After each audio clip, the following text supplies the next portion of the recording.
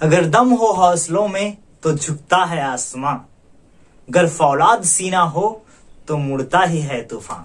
तो hello student, I am Rakesh, lecturer and motivational speaker. स्वागत करता हूं आपके अपने चैनल स्पेशल साइंस में। आज की टॉपिक में हम लोग क्लास 12 की सेकेंड जो जनरल लेसन से पूरा क्वेश्चन आंसर की जो श्रृंखलाएं थी उस पे डिस्कशन और डिबेट करेंगे और सभी चीजों को क्लीन एंड क्लियर करेंगे। तो आइए स्टार्ट करते हैं बिना देर किए हुए। आप पूरी तन्मयता के साथ लगे रहिए और मेहनत से पढ़ाई करिए। अभी राहुल टॉप 10 चल रहा है, उसके जस्ट बाद विद्या क्वेश्चन बैंक स्टार्ट होगा। कोई भी क्वेश्चन आप मिस नहीं करेंगे एग्जाम में, सब मैच करेंगे, लड़ेंगे आपके दिमाग से और आप हैप्पी होकर वापस आएंगे। आइए स्टार्ट करते हैं। क्वेश्चन नंबर 11 तक हो गया था, अगर आपने देखा नहीं होगा तो डिस्क्रिप्शन में लिंक होगा, देख लीजिएगा। क्वेश्चन नंबर 12 आपके सामने है। निम्न शब्दों को सही विकासी क्रम में व्यवस्थित कीजिए। व्यवस्थित कर लेंगे भाई। पहला जो शब्द है वह है ब्लास्टुला, मारुला, निषेचन, युग्मक जनन, गैस्ट्रुला, युग्मनज अर्थात जाइगोट। चलिए देखते हैं युग्मक जनन क्या क्या है, समझिए।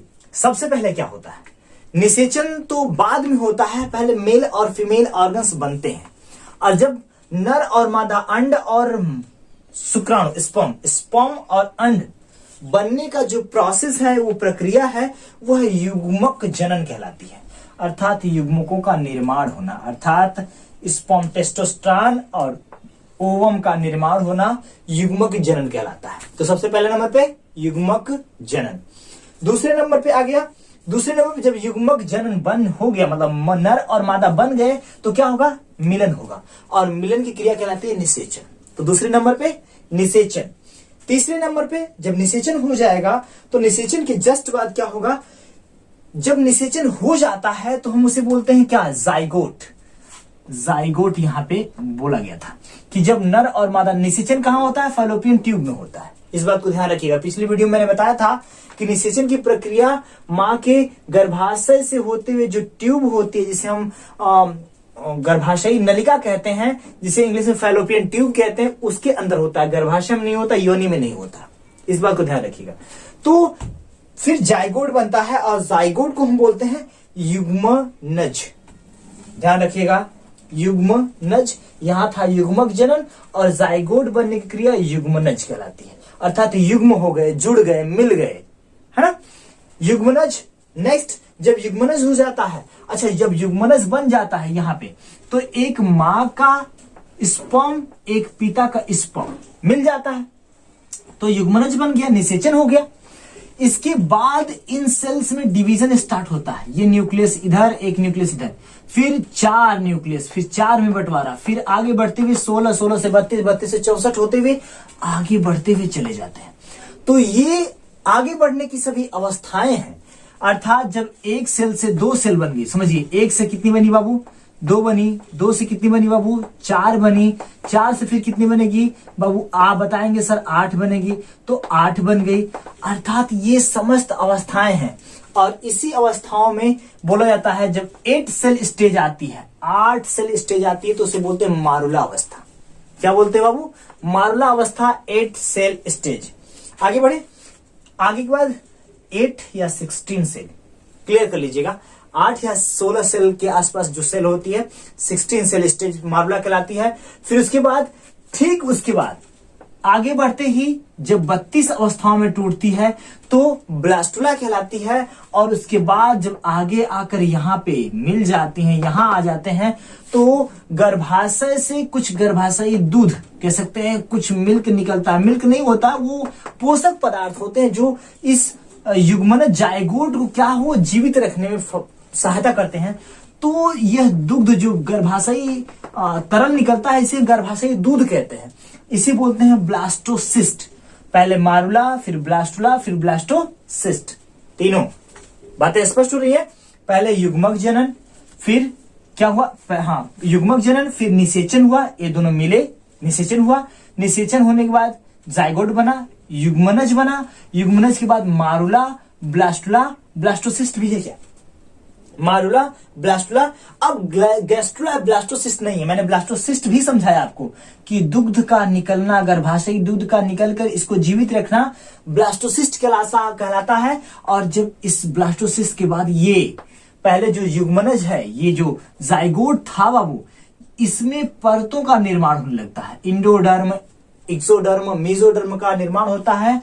तो इन परतों का निर्माण होना कहलाता है गैस्ट्रुला। मारुला, ब्लास्टुला और गैस्ट्रुला, बड़ा टेढ़ा टेढ़ा नाम है, 3 तरह का मुंह बना बना के बोलना पड़ता है, आप भी बोलिएगा। मारुला, ब्लास्टुला और गैस्ट्रुला, ये तीनों अवस्थाएं हैं जो क्रम से आपके सामने लगाई गई हैं। देखिए आपका उत्तर यही है।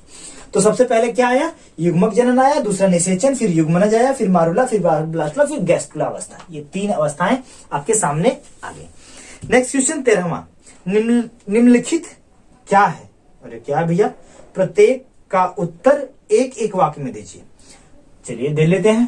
पहला है ट्रोफोब्लास्ट। ट्रोफोब्लास्ट का मतलब समझिए। ट्रोफोब्लास्ट का मतलब क्या होता है समझिए। भ्रूण के आसपास 3 से 4 कलाएं होती हैं, कह सकते हैं परत होती है, जिसे हम amnion, chorion, allantois, yolk sac कहते हैं। अर्थात इसमें दिया है कोरियन और एमनियन, सबसे ऊपर कोरियन और बीच में एमनियन, इन दोनों का निर्माण होना, जिस कोशिकाओं द्वारा, जिस सेल द्वारा इनका निर्माण होता है वो सेल कहलाती हैं, वो कलाएं कहलाती हैं ट्रोफोब्लास्ट। बातें क्लियर? अर्थात एमनियन, कोरियन का निर्माण होना क्या कहलाता है? ट्रोफोब्लास्ट कहलाता है। दूसरा रोपण। रोपण का मतलब होता है, मैंने आपको पिछली वीडियो में भी समझाया था कि जब निषेचन के बाद मारुला, ब्लास्टुला, गैस्ट्रुला अवस्था आने लगती है, मारुला, ब्लास्टुला के बाद जब यहां बेबी आ जाता है तो बेबी मां का जो गर्भ होता है वह बेबी को अपना एक स्थान दे देता है, रोक लेता है, उसे एक सुरक्षित प्लेस प्रोवाइड करता है। तो वही प्लेस प्रोवाइड करना कहलाता है रोपण। तो आप सिंपल तरीके से कह सकते हैं भ्रूण का गर्भाशय की भित्तियों से जुड़ जाना क्या कहलाता है? रोपण कहलाता है, सिंपल। और तीसरा नाभि रज्जु। नाभि रज्जु का मतलब होता है प्लासेंटा। ये देखिए डायग्राम, प्लासेंटा मां का जो गर्भाशय होता है, जहां से पूरी पेशियां निकल कर आके बेबी के शरीर से जुड़ी होती हैं, इसके नाभि से जुड़ी होती हैं, वही नाभि रज्जु कहलाता है। अर्थात उधर वाला जो रीजन होता है प्लासेंटा कहलाता है, जो मां के गर्भाशय से जुड़ा है, और इधर वाला नाभि रज्जु। बातें स्पष्ट हो रही है, एकदम सिंपल सिंपल। नेक्स्ट है क्वेश्चन नंबर 14वां। क्वेश्चन नंबर 14वां है लैंगिक जनन से आप क्या समझते हैं? अरे भाई, ऐसा जनन जिसमें नर और मादा दोनों क्या हूं? अलग अलग शरीर में हो। अर्थात ऐसा जनन जिसमें नर और मादा जनन तंत्र अलग अलग शरीर में हो और वो मिल के जो जनन करते हैं वो लैंगिक जनन कहलाता है। और जिसके शरीर में नर और मादा दोनों एक ही में हो उसमें अलैंगिक जनन होता है। स्पष्ट? अरे यार, नर अलग शरीर, अर्थात मान लीजिए मैन, हम ही लोग, मेल अलग, फीमेल अलग, अर्थात नर जनन तंत्र अलग शरीर में, मादा जनन तंत्र अलग शरीर में, ऐसे जनन को लैंगिक जनन। और जिसमें एक का शरीर हो, मेल भी हो और फीमेल भी हो, तो इसमें अलैंगिक जनन। स्पष्ट? क्लियर? आगे बढ़ते हैं। 15वां क्वेश्चन, ग्राफी पुटिका, ग्राफियन फॉलिकल का स्पष्ट नामांकित चित्रण कीजिए। ये रहा ग्राफियन फॉलिकल का, ये चित्रण है।